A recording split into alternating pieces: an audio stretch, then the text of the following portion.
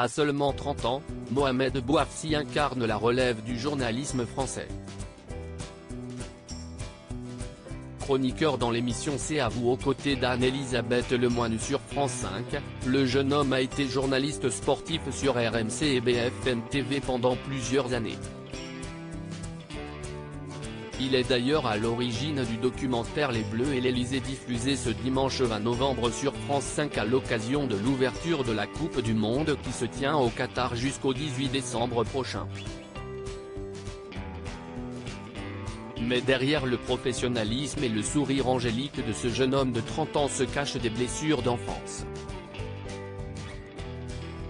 Mohamed Bouafsi a été victime de violences intrafamiliales jusqu'à l'âge de 8 ans.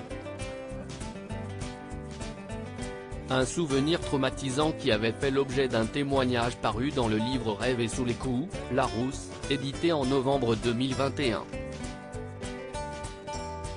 Le journaliste sportif organise même ce week-end un tournoi de football pour les enfants victimes de violences sexuelles, physiques et psychologiques.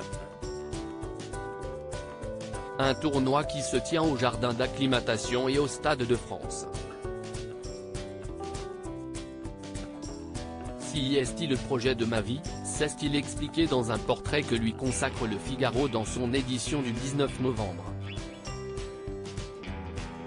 Si on ne fait rien pour eux aujourd'hui, et cela peut paraître choquant de le dire comme ça, on aura demain des violeurs, des assassins, des délinquants, des dépressifs, des suicidaires.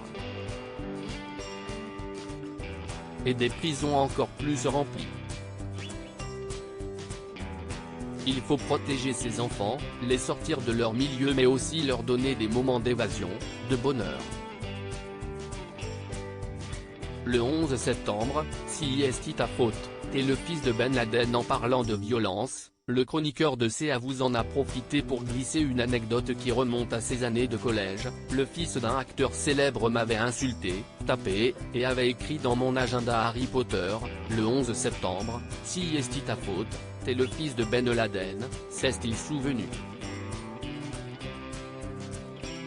En revanche, Mohamed Bouafsi a préféré taire le nom de l'acteur en question. Retrouvez en intégralité le portrait de Mohamed Bouafsi dans le dernier numéro du Figaro, édition du 19 novembre.